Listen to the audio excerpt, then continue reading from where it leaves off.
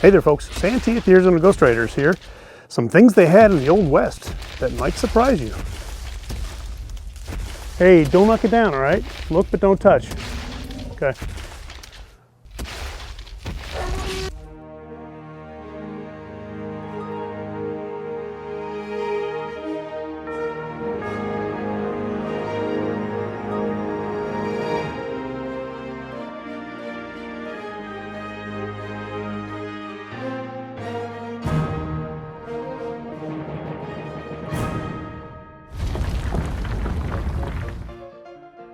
Part of what I love about doing this channel is finding interesting things while doing research about other topics. Many times the information is an eye-opener. I remember my jaw-dropping reaction to finding out they had roller skates back then. At my historian job, I sometimes get comments about the concrete we have at our courthouse. Concrete, huh? That's real period correct. Well, guess what? It is.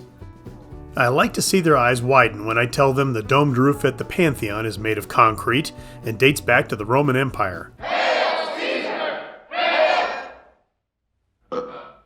If you explore ghost towns out in the West, you'll find concrete foundations. Sure, it's not as refined as today's stuff, but that doesn't change the fact it existed.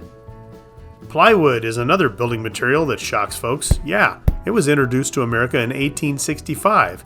And its manufacture was industrialized. It probably made it out west in some form or another. Window panes are fascinating items. Their history goes back to ancient Egypt, and their use in the 19th century was prevalent. Frequently, we see perfect panes of glass in westerns.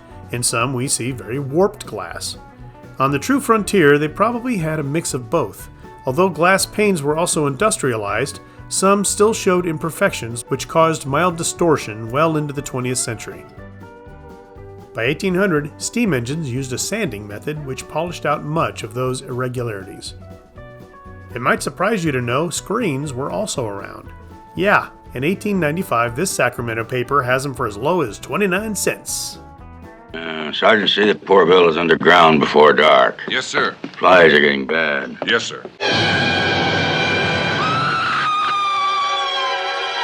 The first paperclip patent was on April 23, 1867. Now that may not sound very exciting, but this era was all about invention, and although the first version didn't really resemble what we use currently, it changed office organization immeasurably. The answer to your prayers, Muppet's all-new edible paper clips. James Jacob Ritty, a saloon owner in Ohio, invented a device in 1879 that would keep track of transactions and keep his employees from pocketing profits. He called it Ritty's Incorruptible Cashier, and we know it better today as the cash register. A bell would ring with each transaction to let the boss in the back room know it was taking place. If the establishment was busy and there wasn't a bell going off, the top dog showed up.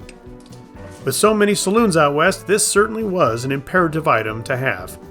Here's one in a Tucson saloon from the era. So yeah, I just found a few cool items to share with you. There are lots more we can talk about in the future, if you want to know. Well, folks, that's it for another episode. Thanks for watching. As always, please like, share, and subscribe, and we'll see you on down the trail.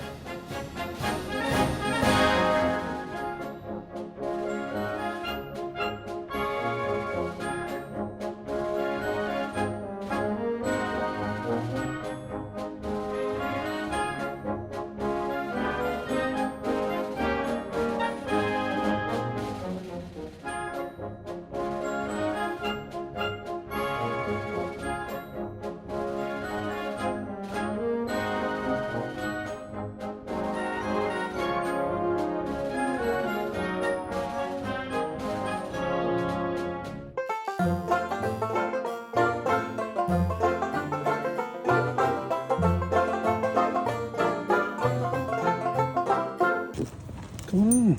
Hi. How you doing? How you guys doing? All right? You all right? Good? Hello. Hello.